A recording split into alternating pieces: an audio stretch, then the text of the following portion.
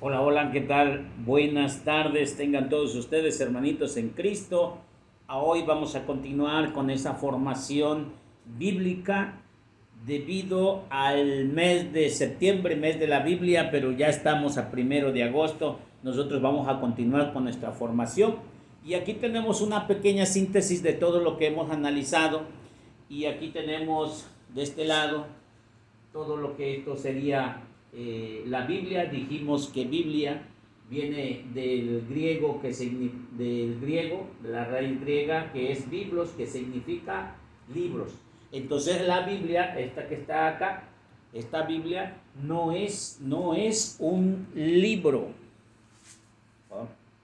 No es solo un libro, es un conjunto de libros.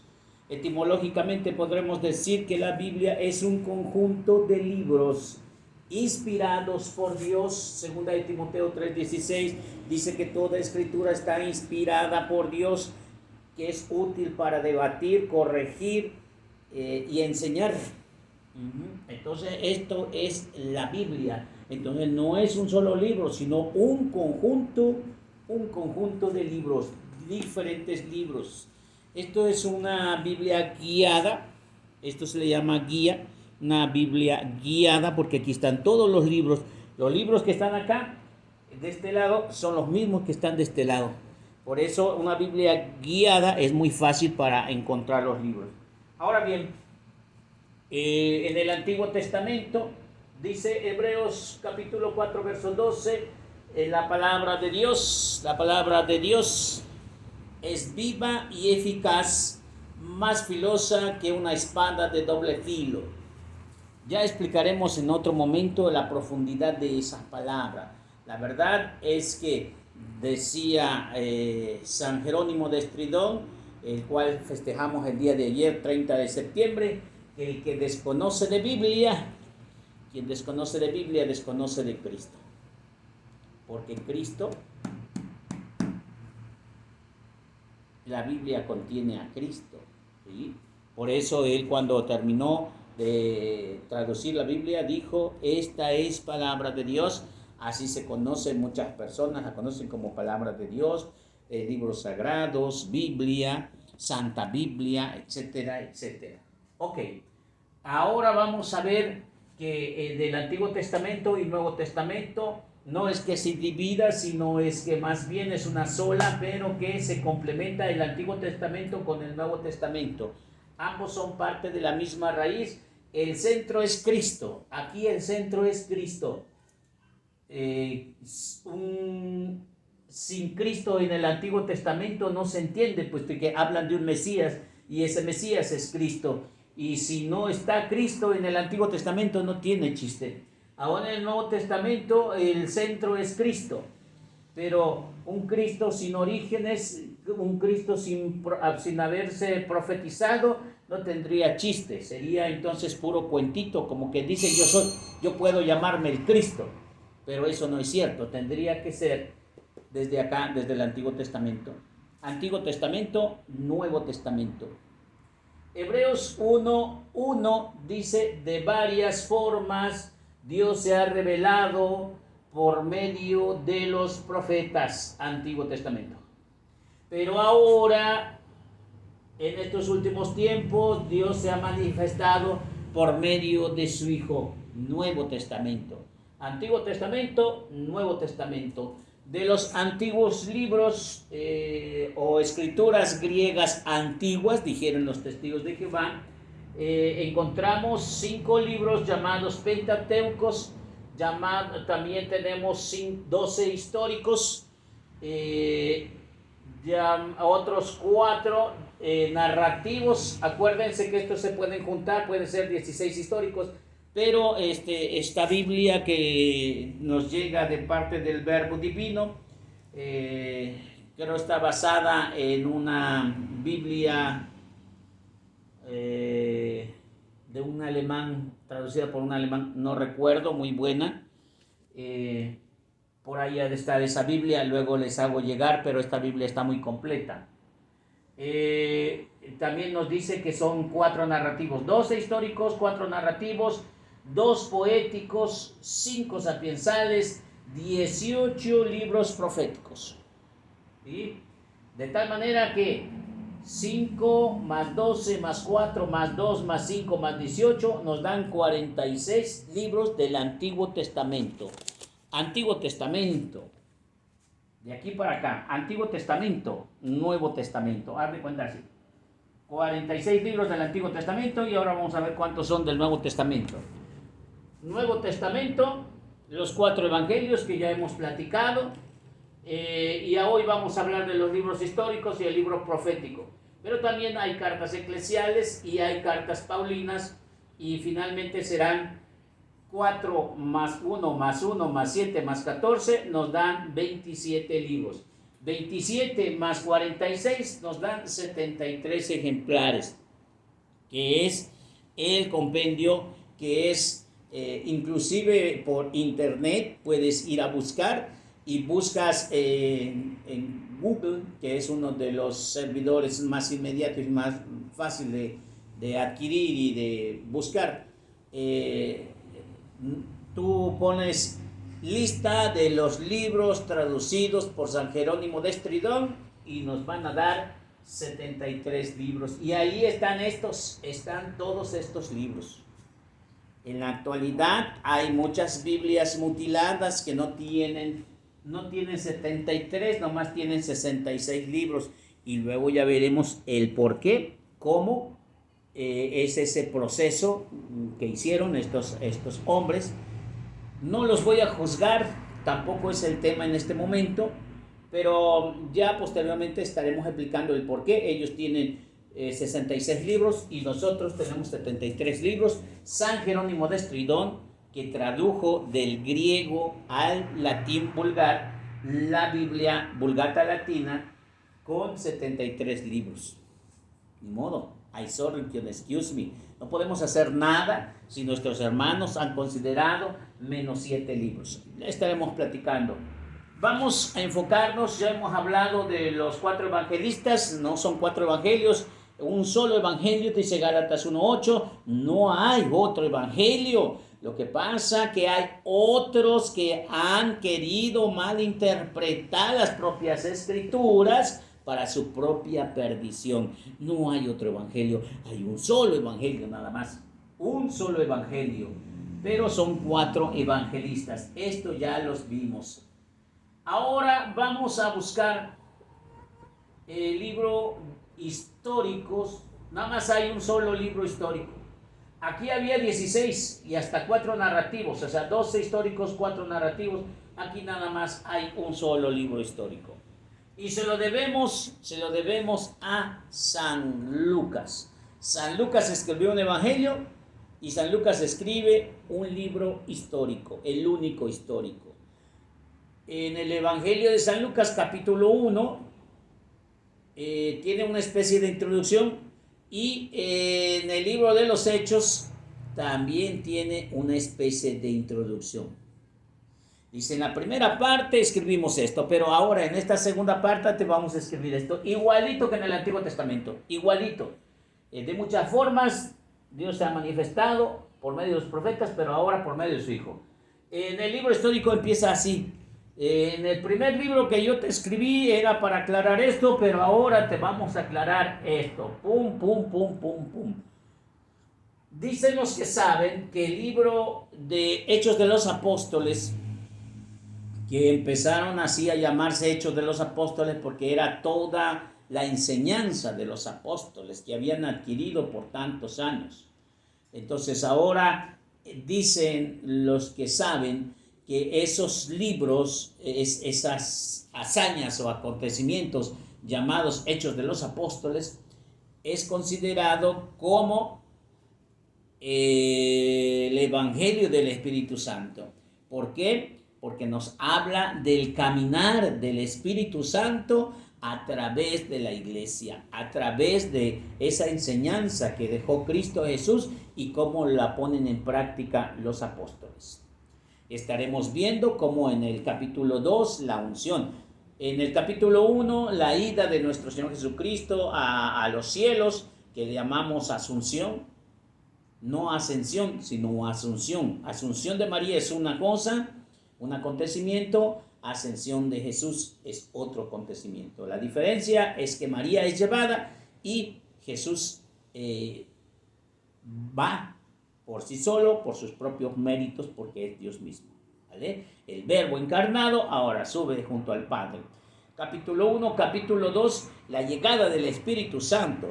Sí, San Juan capítulo 7 promete, dice, les conviene que yo me vaya porque si no me voy no les podré enviar el otro Paráclito, es decir, el otro protector. ¿Quién? El Padre, el Hijo y el Espíritu Santo. Ya se había manifestado en el Antiguo Testamento el Padre, ya se había manifestado en el Nuevo Testamento el Hijo, y ahora habría que llegar el nuevo Paráclito. ¿Quién es? El Espíritu Santo. Y por eso en Hechos 2 empieza a derramarse el Espíritu Santo. Y quedaron llenos del Espíritu Santo y se pusieron a hablar en idiomas distintos según el Espíritu les dio a platicar o enseñar o a predicar, ¿sí? Entonces ese es hasta un canto muy hermoso. En otro tiempo vamos a poderlo cantar, pero lo cierto es que llegó el Espíritu Santo y a través de ahí, ya en el capítulo 13 puede ver cómo es que Pedro el antiguo miedoso que lloraba y que negaba a Jesús, ahora es el primero que va a hacer uno de los grandes milagros. Yo no tengo ni plata ni oro y lo que tengo te lo doy en nombre de Cristo Jesús, le dice al paralítico que estaba junto a la puerta hermosa, levántate y anda, y empezó a caminar. Y aquel hombre empezó a cantar y a bailar en el santo nombre de Cristo Jesús. Tanto que hasta lo metieron en problemas y lo metieron al botiquín a todos.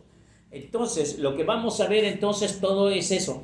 Y cuando Pedro estaba encarcelado, el Espíritu Santo le ayudó, le abrieron las rejas, el carcelero estaba a punto de llorar y bueno, todo eso es poder de Dios.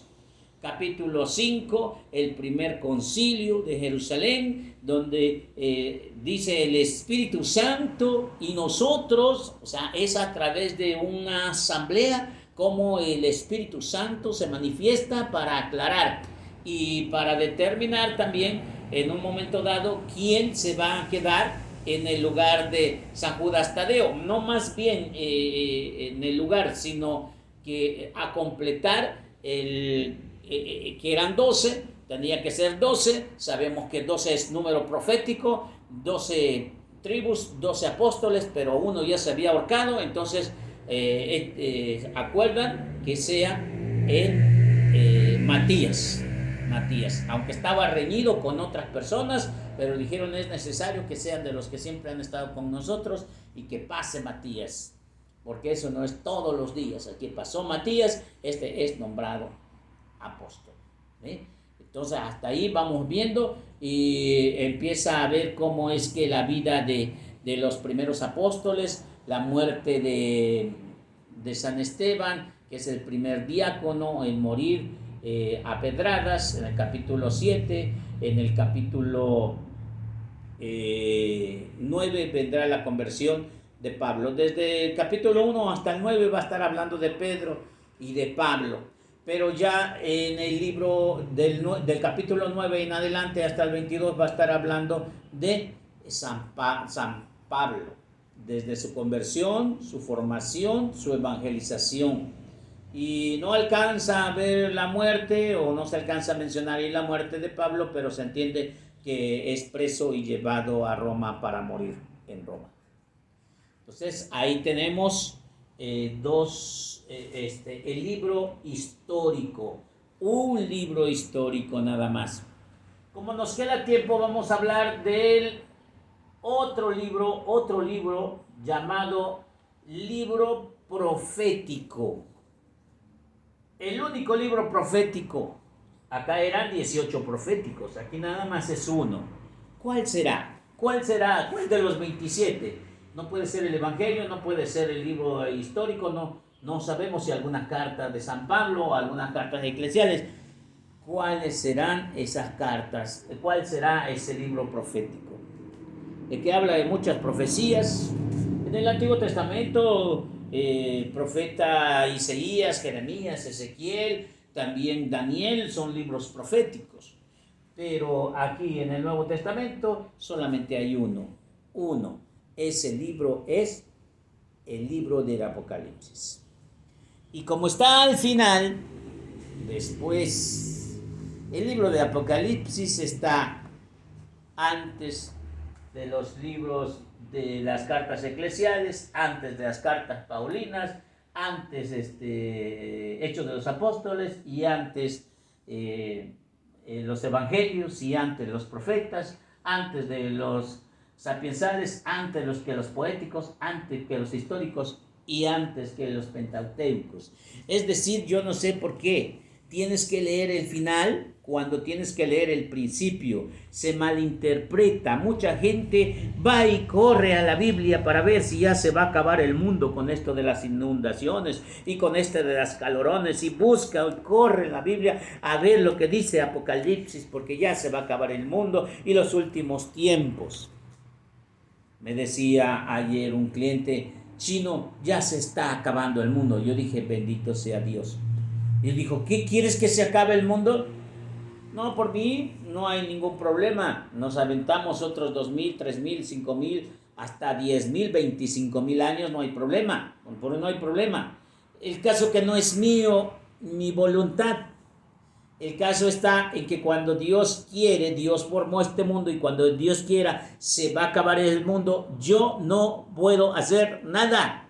Nada. Lo único que yo le dije a este buen hombre: estate listo, prepárate, porque nadie sabe el final. El final del mundo es cuando nosotros morimos. Entonces prepárate para una vida espiritual después de esta vida. Porque esta vida espiritual, aquella vida espiritual se adquiere desde aquí y desde ahora. Entonces es necesario que nosotros llevemos una vida espiritualmente santa. No tan solo en materia, no solo de pan vive el hombre, ¿sí?, sino también de lo que sale de los labios del Señor. Entonces, pongamos atención más a la vida espiritual. El libro de Apocalipsis lo escribió San Juan, el discípulo más joven de Jesús, en la isla de Patmos. Acordémonos que este hombre era perseguido, era el último de los apóstoles. Él no fue asesinado, él murió de viejecito, ¿sí?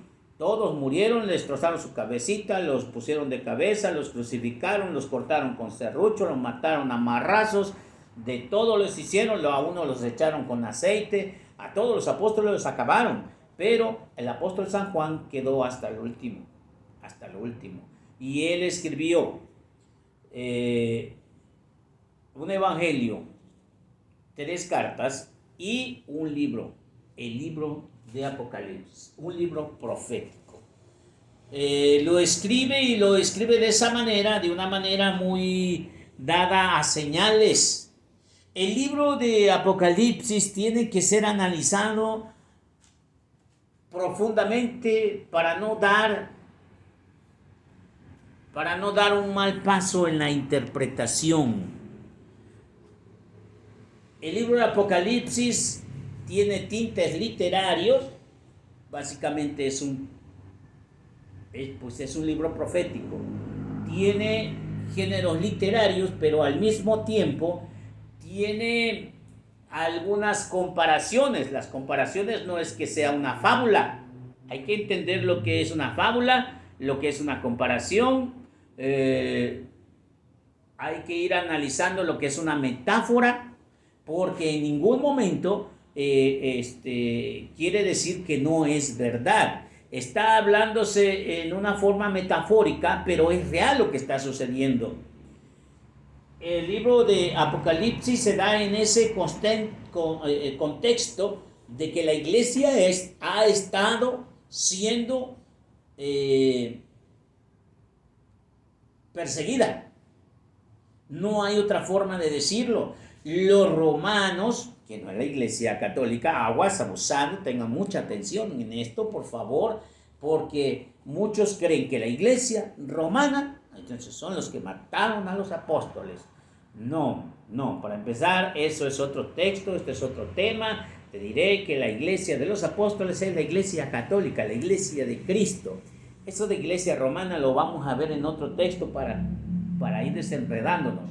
Pero la iglesia de Cristo estaba siendo perseguida. Los apóstoles los habían estado matando y tenía que enviarse esas cartas, como se envió la primera y la segunda carta de Juan, como se enviaron todas las cartas de San Pablo, pero tendría que ser a través de señales, de símbolos, de claves. Por eso, para leer Apocalipsis tienes que estudiar lo que significan los colores dentro de la Biblia. Bíblicamente, ¿qué significa el rojo, el verde, el morado, el blanco? Porque vendrán ancianos con vestiduras blancas.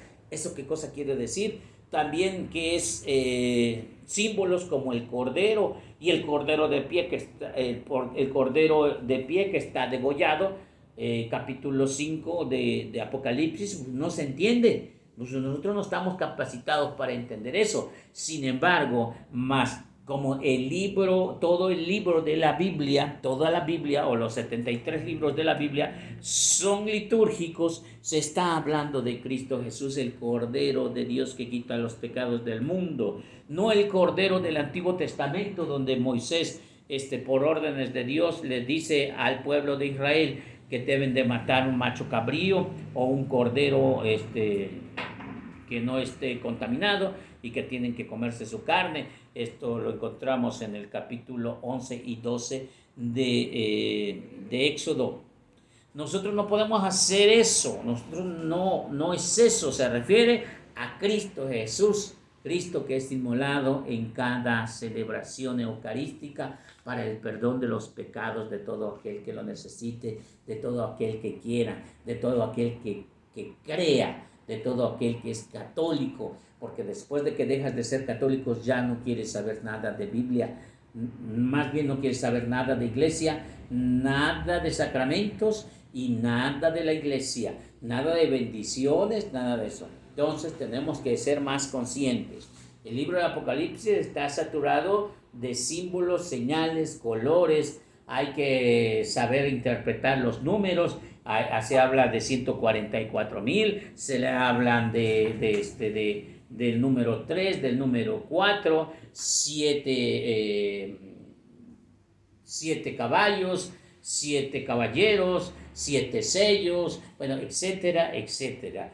Y se habla de las 7 iglesias, 7 por donde quiera, y también símbolos, señales, todo eso hay que tener que aprender. Apocalipsis tiene que ser un libro analizado desde una perspectiva más litúrgica, más católica, más teológica y no un mero sentir. Miren, la iglesia, toda la Biblia en general se ha visto metida entre tantos problemas, y es que los mismos que han querido dejar o separar la Biblia de la iglesia han querido meter cizaña o yes que ya la metieron, y ahora cada quien jala para donde quiera y se lleva lo que entiende de la Biblia, y eso anda evangelizando cosas distorsionadas. Gálatas 1:8 dice: si alguien viene con un evangelio diferente al que nosotros le hemos enseñado, que sea maldito.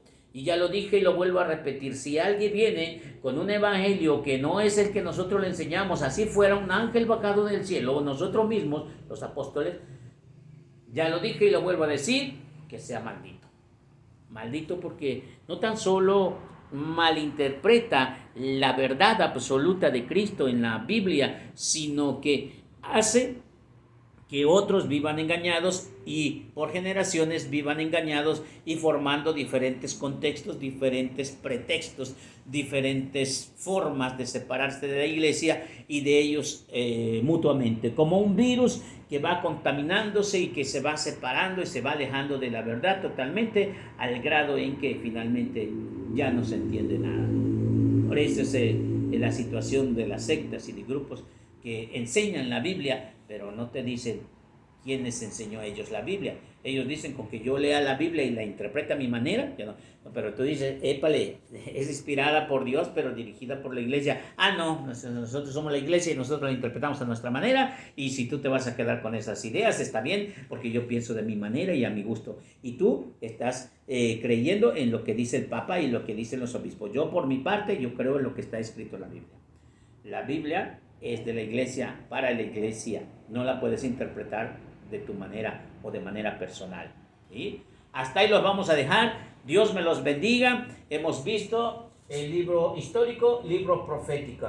Mañana o en otra formación veremos las cartas eclesiales o las cartas paulinas. De mi parte ha sido todo. Nos vemos en la siguiente formación. A Jesús por María. Ave María.